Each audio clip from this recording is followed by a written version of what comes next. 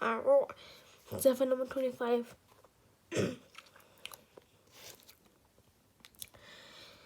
أعوذ بالله من الشيطان الرجيم. بسم الله الرحمن الرحيم. إن في خلق السماوات والأرض واختلاف الليل والنهار والفلك التي تجري في البحر بما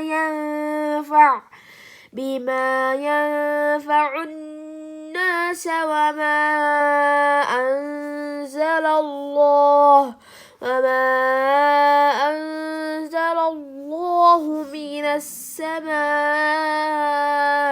من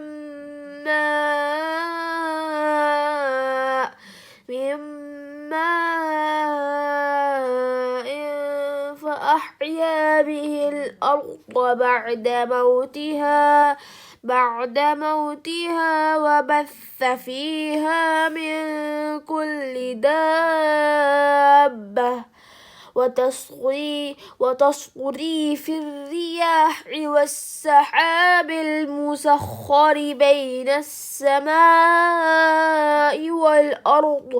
والأرض لآيات لقوم يعقلون.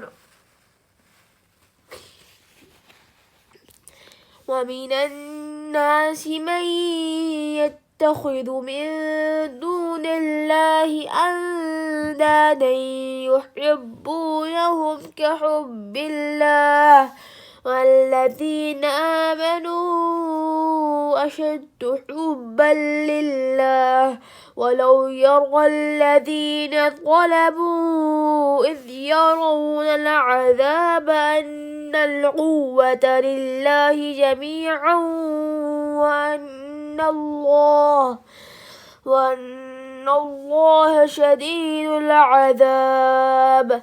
إذ تبرأ الذين اتبعوا من الذين اتبعوا ورأوا العذاب وتقطعت بهم الأسباب. وقال الذين اتبعوا لو أن لنا كرة فنتبرأ منهم كما تبرؤوا منا كذلك يريهم الله أعمالهم حسرات عليهم وما هم بخارجين من النار. يا أيها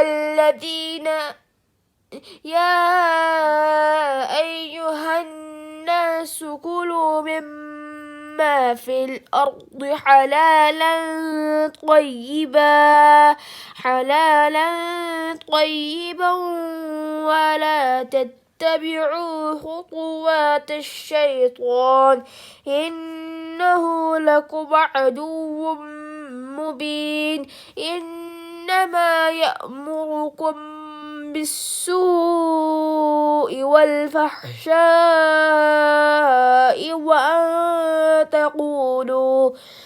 وأن تقولوا على الله ما لا تعلمون. صدق الله العظيم.